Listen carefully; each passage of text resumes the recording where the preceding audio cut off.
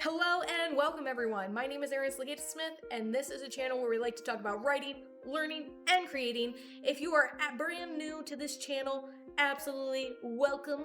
Have a little sit, a little cup of tea, get used to us. I would love to get to know you some more. If you are old hat, welcome back. Good to see you again, friend. Today we're going to be diving into a learning style topic. To an extent, it's more like on the side of my learning. We're going to be talking about the differences and things that I've been learning about teaching virtually versus being on YouTube.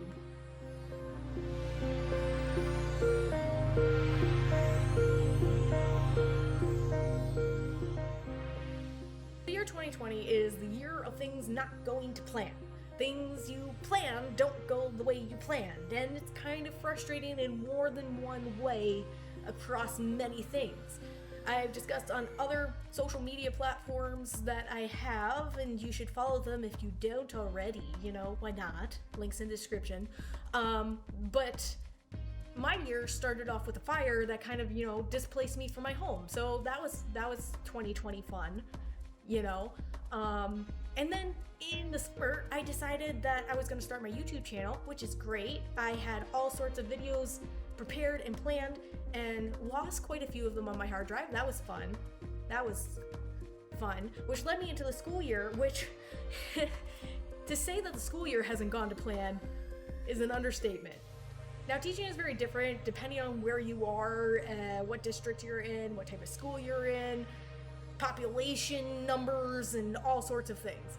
So I'm just going to be talking about my experience with teaching and what I'm dealing with at the moment, and then also how those experiences apply to YouTube. Speaking from my personal experience, I am an elementary ESL teacher. That means that I'm teaching English as a second language or English as a new language, depending on what acronym you're familiar with, to students who have a first language other than English in their home.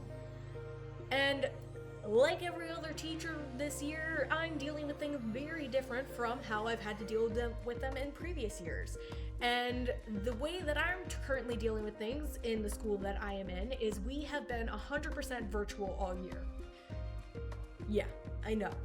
Here's what that really means for anyone who's not as specifically involved in these things as like parents, teachers, and students at the moment.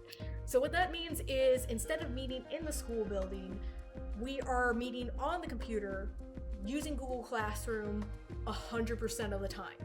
There is no in-person time at all. On the teacher side of things, I have to go into my school building 3 out of the 5 days of the week to teach from my classroom, and the other 2 I teach from home. But the students, it's the same for them every day, regardless of where I'm actually teaching from at that time. Going along with virtual teaching, there's been a lot of things that I've been having to learn how to do new and different, and surprisingly, there's a lot of stuff that overlaps with YouTube, and that is where we're gonna sit for this video, talking about those crossovers that I've been learning as a new YouTuber and a new virtual teacher. We're going to talk about 2 similarities that I have noticed between being a YouTuber and being a virtual teacher in the context of 2020 and what's going on here. So the first one is going to be the inability to see the audience. Everyone knows on YouTube, YouTubers are talking into a camera. They don't have any visual feedback from their audience at the time, and that's how it's gonna go. Sadly, it's kind of the same on the virtual teaching side of things. And I have been surprised to notice that it bothers me so much more on the teaching side than on the YouTube side. I do believe that it's because of the fact that on the YouTube side, I'm expecting to have no interaction from my audience at the time that I'm making the video, because you can't. I haven't posted it yet. I haven't even edited it yet. I'm just recording it. So it's impossible for you to interact with me in this context of YouTube until after the video is posted. So even though I'm staring into a lens that is black and I can't see you, it doesn't bother me as much as when I'm in my classroom, because I'm expecting the interaction to be there and it's not.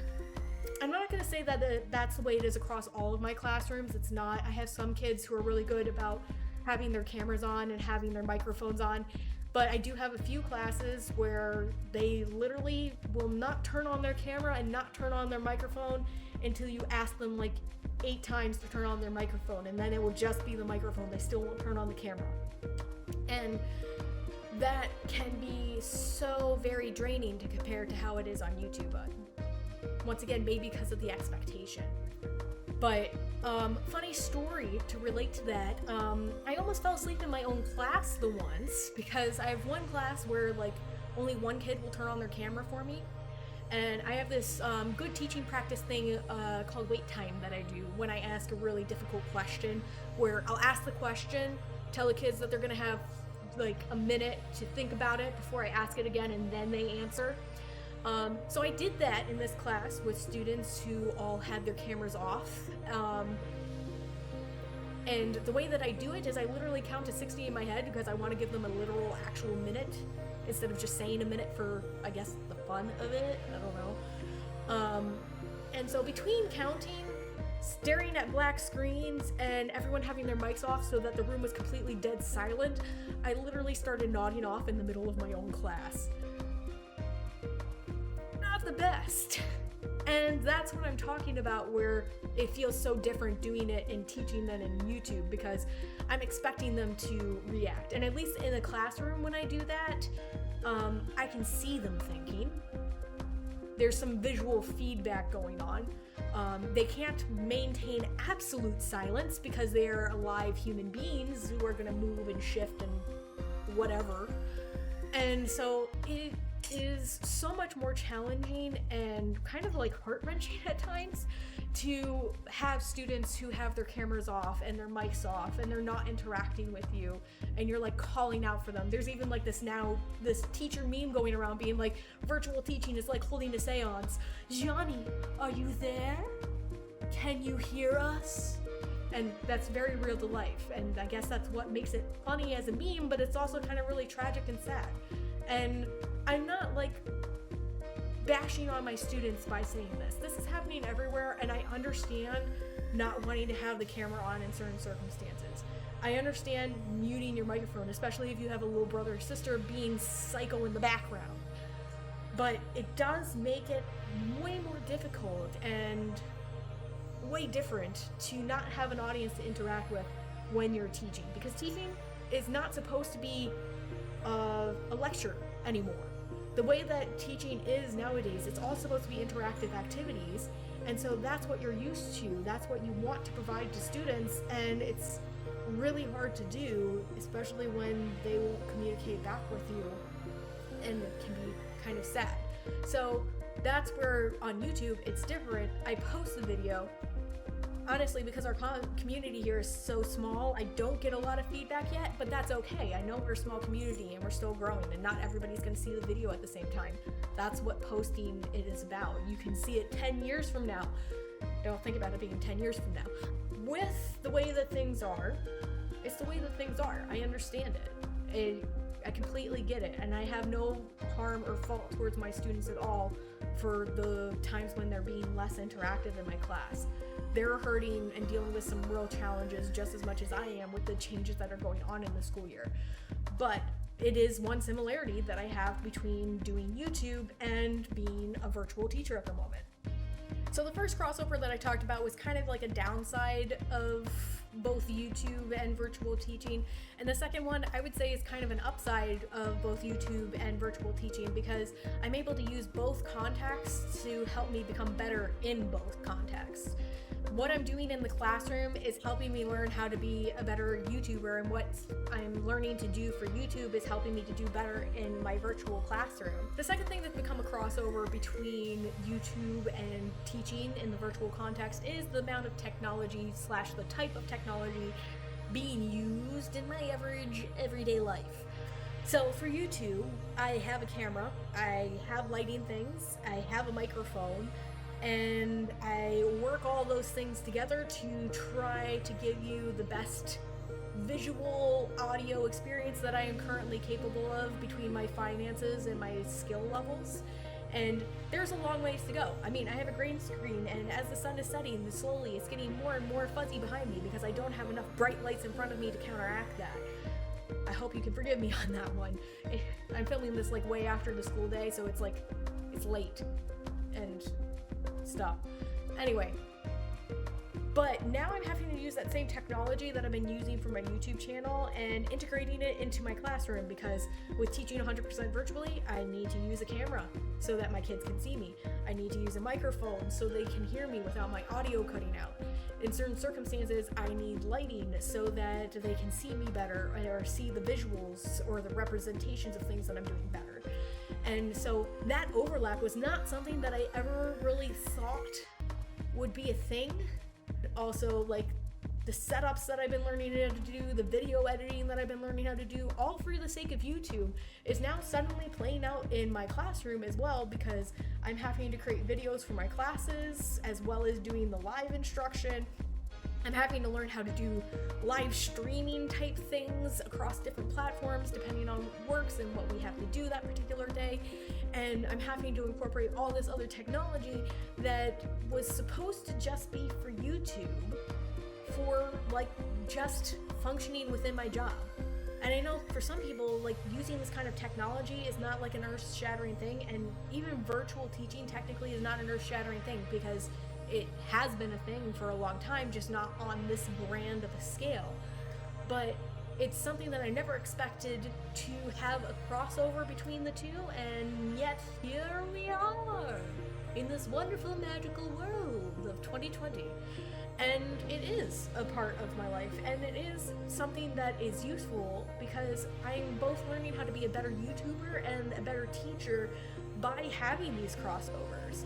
So that is something that I have found to be really cool, and the things that you guys are talking with me here on this channel about, I'm actually bringing into my classroom too, because sometimes you come up with some really great examples of different characters from different books or different video games or different movies that I never thought of bringing up before, and then I can apply that in my classroom depending on, like, you know, age appropriateness, because it's elementary school, so gotta watch out for the kiddos. And that's also why I keep it a little bit PG on this channel, especially because in modern technology days, my students are gonna find me. I have already had a couple find me, so I have to keep it clean because you know, small children, respectful, want to keep my job, stuff like that, you know. My concluding thought for the day on this video is to look for the things that you can be grateful for among the things that suck, because there's a lot of things that are bad happening. There's no denying that. There's literally no denying that. There's lots and lots and lots and lots. I'm gonna stop. Bad things happening. We get it. You don't need to go far to find it. But there are still good things that are happening as well. Like, I never thought that these things would cross over in a way that is helping me to become better at both platforms. Like, I never thought that that would be a thing, and yet here I am, hopefully doing better on both platforms. And I am grateful for that, even though the circumstances that I'm dealing with are not necessarily comfortable all the time. So on that note, kind of unofficially segues me into a kind of continued announcement. I have a bonus video that went out today as well, announcing that I'm participating in Thankmas, the charity event that was started by Jacksepticeye. And I would really like to once again encourage you to participate, maybe on my channel, maybe on someone else's channel, but somewhere on this Thankmas charity event. If you are unfamiliar with it, if you haven't seen my other video yet, basically what it is a partnership with Red Nose Day to raise money to provide food to families that have been going without with the difficult times that we're dealing with. They are not having access to the funds that they normally would because of lost jobs, because of limitations towards their income, and there are a lot of children who are currently going hungry because of these circumstances. And so, partnering with Red Nose Day, Jacksepticeye opened up his Thankmas fundraiser that he does every year to people across the YouTube platform and on other platforms as well, which I'm also really grateful for, because we are a small family that's just starting out here, and yet we're getting to participate in something that's really awesome to do some real good for people. So links are going to be in the description below, both to Jacksepticeye's kind of call to arms about ending 2020 the right way, and to the things that I'm planning to do for Thankmas, including maybe my first ever live stream. So check those links out. Leave in the comments section below ways that you have learned and adapted this year that is benefiting you in ways that you never expected. And have a great one until the next one.